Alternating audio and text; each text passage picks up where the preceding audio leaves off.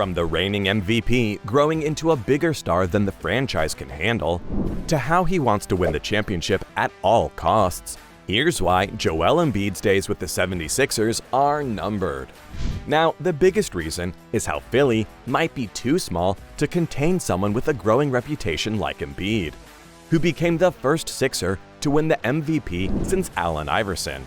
Unfortunately for Philadelphia, the franchise hasn't changed much in those 2 decades, with the current roster experiencing more or less the same issues, which they had to deal with during Iverson's time in the NBA. A lack of ambition from the front office, a failure to put a decent supporting cast around the face of their franchise, and even though they are a big market franchise, the inability to compete with other franchises in the NBA. Joel has been producing world-class performances night in, night out for 3 consecutive seasons now, and he finally got the recognition for it, winning the MVP in 2023. The problem here is that he knows his ceiling is extraordinarily high, and that's a problem for Daryl Morey, the Sixers GM, along with the rest of the franchise, because it won't be long before Joel is looking to get out of the city of brotherly love. Ironically enough, the city's rep doesn't exactly match up with how the Sixers are handling their game. Here's Embiid giving his all to push this team to the limits, and the Sixers, they're not stepping up to the plate. Not even close. It's a case of the city and the franchise proving to be too small for Embiid's potential. Without the right support, Embiid might just bounce for a better opportunity. Think about it for a minute. The biggest 2 names on the Phillies roster, beyond Embiid, are James Harden and Tyrese Maxey. And don't get me wrong, I rate both of them very highly. But that isn't a roster worthy of winning the NBA championship. Before the 2022-23 season got underway, we were hearing all sorts of narratives how Maxey's good enough to be the second star on the roster.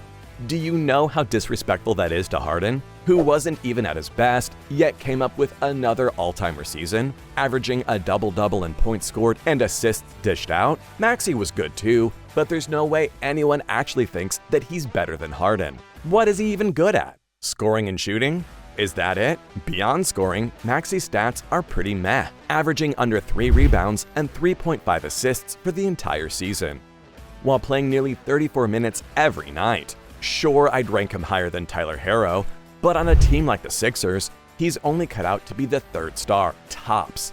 And the problem is, you can't say the same about an aging Harden. Dude's been an MVP, and he's definitely on his way to the Hall of Fame. But let's face it, he's getting up there in years. It's not really fair to expect him to be the second big star on a winning team. So the Sixers are left with 2 guys who can't really shoulder the team when Embiid's not on the court. That is a clear letdown for their biggest star. What's worse, I don't see things getting any better, as the Philly front office totally fumbled the 2023 offseason. No, I'm not even talking about the way they dealt with Beard. We'll circle back to that. Right now, let's dive into their decision-making over the summer of 2023. They thought they could put all of their chips on Harden, then got cold feet. And now that James stayed past free agency, the franchise is caught in a tight spot money-wise. Of course, there are plenty of other factors to look out for, but this was their chance to let Harden walk, as it would have given them plenty of flexibility, particularly with Tyrese due an extension. I don't even want to discuss what they'll do when Maxey demands a max contract ahead of the 2025 season. It just made a lot of sense to let the Beard walk and go for some other options to add to their backcourt. That didn't happen, and most of their moves in free agency have been uninspiring to say the least. Cause what was the point of signing Patrick Beverley and Mo Bamba? They're not the players who will elevate your chances of winning a championship, and the team's suddenly back to square one. Their best shot is to ask Embiid to convince Harden to stay for another season and run it back one more time. Now, don't even get me started on how much of a disastrous idea this is, not only from a financial point of view, but also because Morey's made it personal.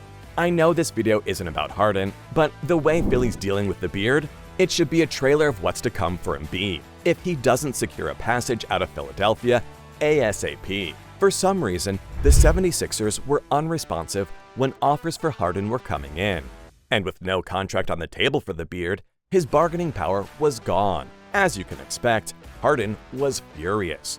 He couldn't believe the manner in which the Sixers handled his free agency, forcing him to return, when he clearly had communicated his desire to leave. I don't blame him. I'm angry just reading about it.